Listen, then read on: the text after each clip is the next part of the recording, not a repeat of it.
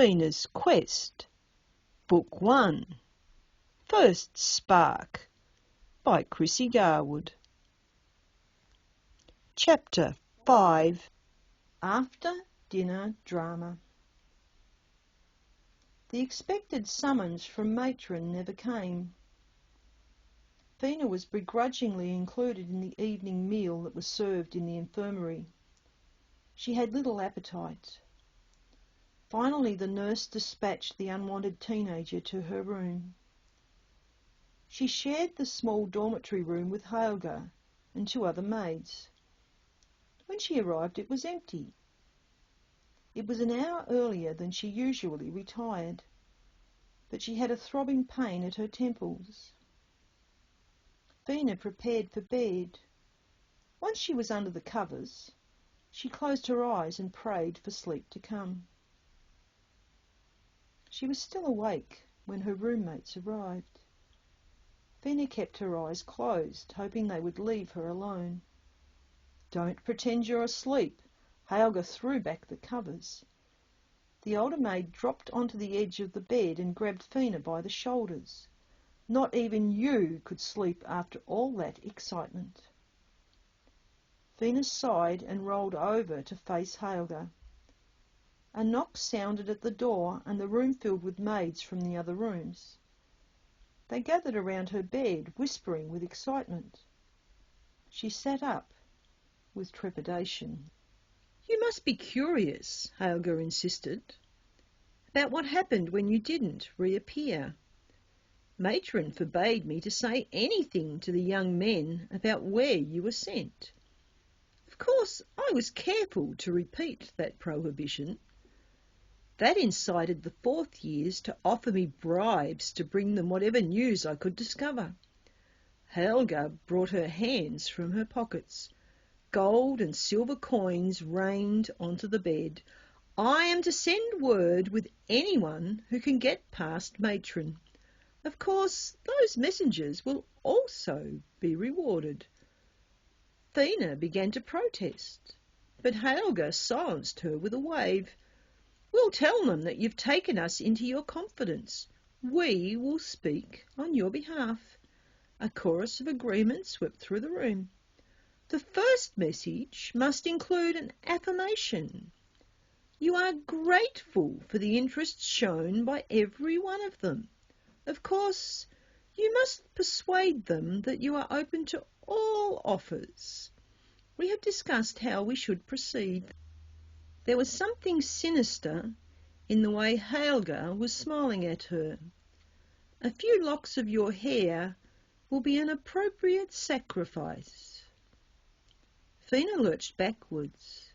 Merciless hands grabbed hold of her. Someone ripped the nightcap from her head. Another girl produced a pair of scissors. The teenager struggled, but her attackers outnumbered her. When they finally released her, she raised her hand to assess the damage. Her hair had been her only redeeming feature. Now it was so short there was nothing to tuck into her nightcap. Phoena fought back the tears at this cruel betrayal. "I thought you were my friend." The older maid shoved the cap over the shorn head. "You will thank me when you reap the rewards. Your hair will grow soon enough. Each of the young lords will sleep happier. They will believe you have given them something personal as a memento."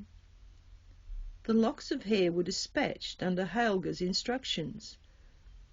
After the room emptied, Phoena pulled the covers over her head and turned towards the wall. She lay awake into the early morning hours, heartbroken and anxious about what was to come. The dawn was breaking when Phoena crept from the bedroom. She carried her day clothes with her. The girl tiptoed to the washroom at the end of the hallway. After she dressed, she splashed cold water on her face. She didn't spare more than a glance in the mirror at her short hair. The ragged style was not dissimilar to that worn by the urchins who swept the chimneys. She stealthily negotiated the dim hallways until she came to Matron's office. With a sigh, she sat with her back against the locked door, wrapping her arms around her legs, her eyes closed in prayer. Phoena drifted into a troubled sleep. Her dreams were worse than usual. Fluttering dragon wings pursued her through endless hallways.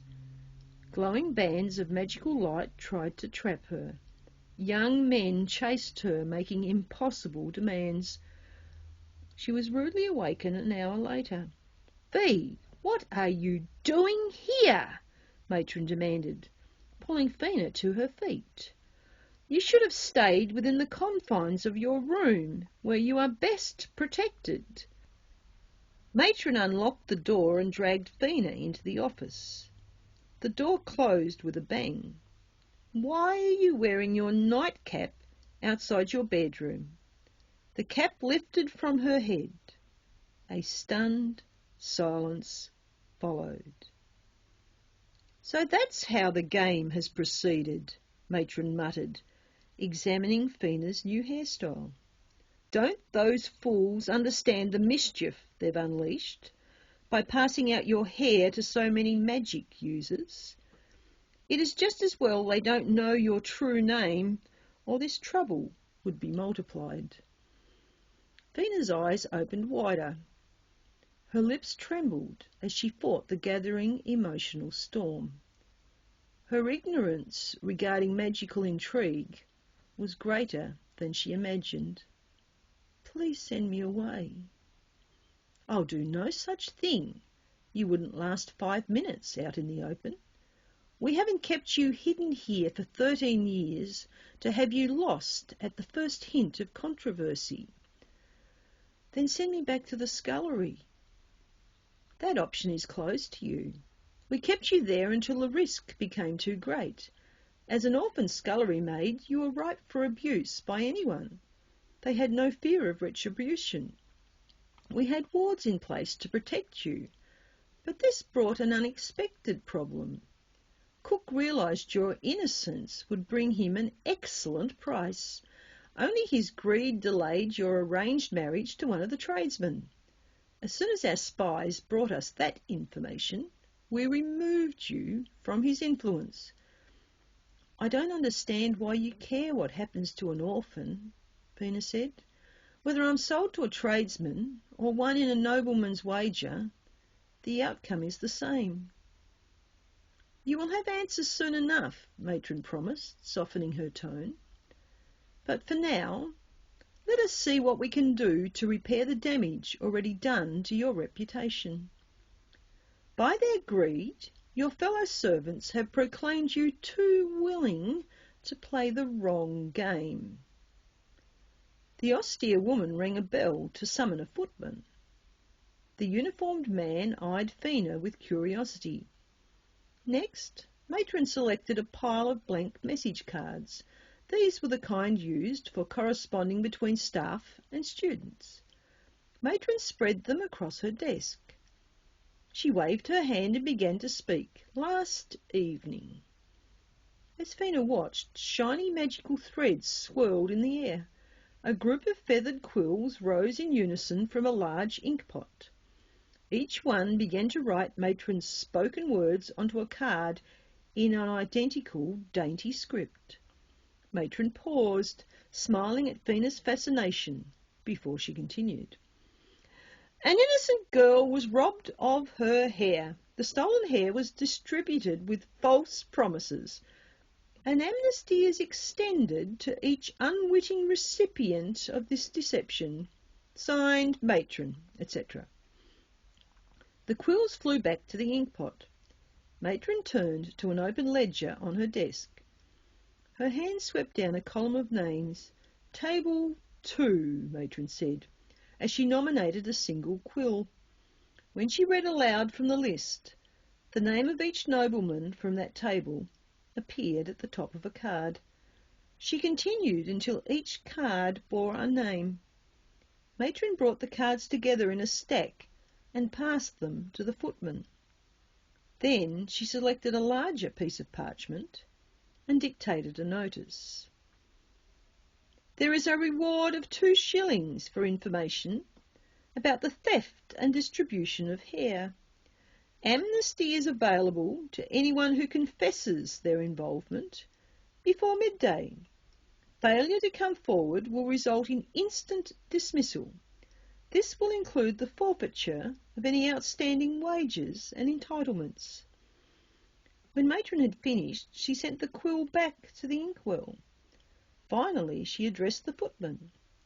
This notice must be displayed in the servants' dining room, beside the daily roster. The footman received the parchment with a bow and spun on his heels. He left the room without a word. Matron paused in thought. She opened a drawer and brought out a silver comb. Phoena knelt as she was directed and closed her eyes. Matron drew the comb through Phoena's hair while she hummed an unfamiliar tune. Phoena's head tingled, and she wondered what was happening. When Matron finished humming, Phoena opened her eyes. The silver comb returned to its home, and then Matron pulled out a scrap of white lace. Phoena caught a glimpse of brilliant light, and Matron touched the top of Phoena's head. Matron held a round mirror in a gilded frame in front of Phoena. The maid's eyes grew wide. What remained of her hair now ended with dainty little curls, which peeked out from under an unusual cap. This style gave the illusion that the rest of her hair was concealed. Matron smiled and instructed Phoena to stand. She asked the maid to remove her white apron and then wrapped a shawl around her shoulders. At first glance, you will pass as a visiting lady's maid, Matron said. Now she opened another drawer and brought out a rectangular object. Matron passed it to Phoena. The only thing that can erase magical ink is a magical eraser. Take yourself the roundabout way to the servants' dining room, and be careful not to speak to anyone. That will break the illusion. When you reach the dining room, locate your name on the roster. Memorize your assignment for today, and then wave this eraser over your name. It is tuned to my writing. I want you to complete the task, then return to me without delay. Phoena slipped the white eraser into her pocket and followed Matron's instructions. As she tiptoed through the empty corridors, she puzzled over why she had been sent back into public view. The only reason that made any sense was that Matron didn't want her to know what she was doing now. With great relief, the maid arrived in the dining room, undetected by the other servants. The room was empty. Matron's notice was already pinned to the notice board. Phoena turned to the roster and looked for her name. She was not assigned to any of the student or master's bedrooms, nor was her name allocated to the dining hall. A quick search of the classroom list and the other public spaces was unproductive. Panic nibbled at her resolve by the time she finally found what she was looking for. B. She had been assigned to the ground floor guest suites in the northern wing of the school. Phoena was least familiar with these rooms, having visited them rarely. The list of tasks beside this assignment was long. Phoena sighed and brought out the eraser. Her name was the only one. She waved the eraser over the name that everyone knew her here by and waited. A swirl of light flashed between her hand and the roster. Then a trail of purple text lifted from the parchment and drifted outward. After the ink had vanished into the eraser, Phoena examined the white object. There was no blemish on the pristine surface. She slipped the eraser back into her pocket and turned for the door. At that moment, some of the maids involved in last night's incident arrived. Phoena lowered her eyes and shouldered her way past them. She ignored their complaints and hurried along the passage. A few seconds later she heard a cry of outrage behind her, and her feet took flight. She narrowly avoided a collision with a group of younger boys in a connecting hallway. Only when she arrived at the door to Matron's office did she pause. After smoothing her skirts, Phoena knocked on the door. Matron responded quickly, ushering her in. Phoena placed the eraser in Matron's outstretched hand. She waited for further instructions. "Sit over there." Matron pointed to a chair in the corner. She gave Phoena the gilded mirror again and turned back to her desk. Phoena sat in silence, resisting the temptation to gaze into the mirror. Her eyes were closed. She began to fall asleep and imagined she heard the sound of approaching voices. Startled, she looked for the visitors. The noise was coming from the mirror. Phoena leaned closer. Vibrant colours swirled on the shiny surface. A few moments later the colours faded. She must be having another hallucination or experiencing a vision. How else would she be able to see those familiar servants in their dining room? The scene was so realistic, it felt as if she was there beside them. Helga was standing at the notice board, surrounded by the other maids. Phoena almost fell off the chair. Helga ripped the new notice from the notice board.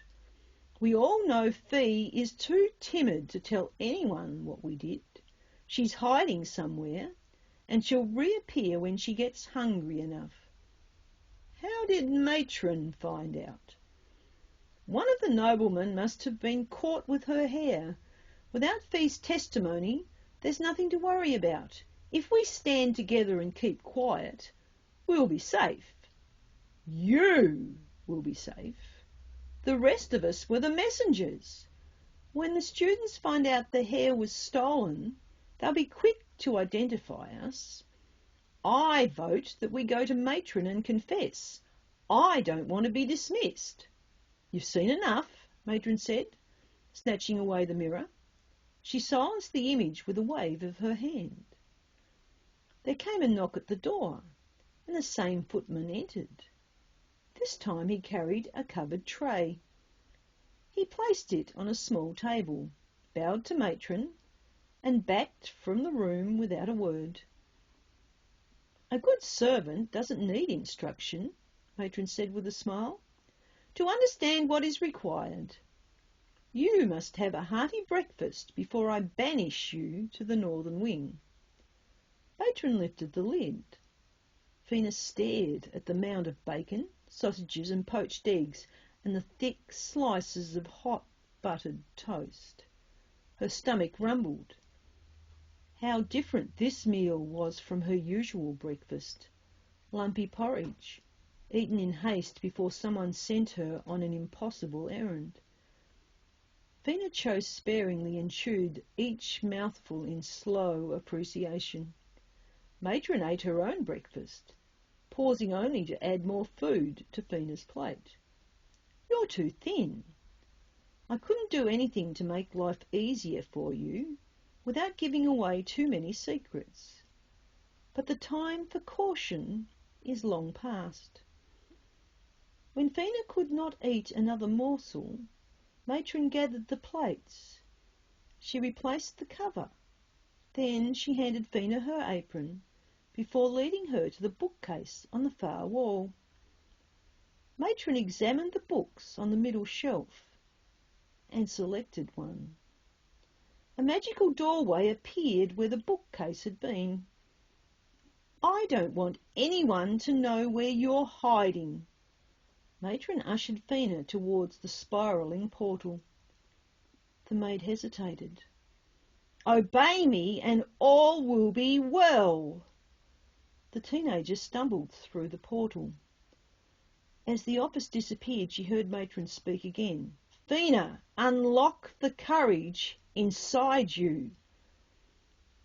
Phoena emerged alone in the hallway of the guest wing. There was no sign of the door through which she had entered. She spun around in confusion.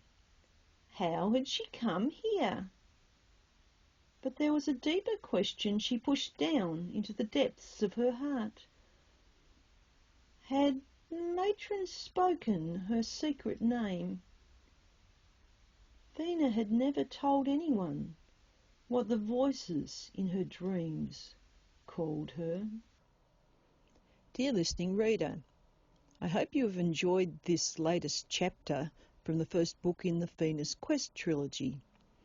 This is a beta copy, and the text may change between now and the official publication date. If you have any questions or suggestions that would make this chapter easier to read, please let me know. In return for your help, I will include your name in the acknowledgements as part of the reader team. Chrissy.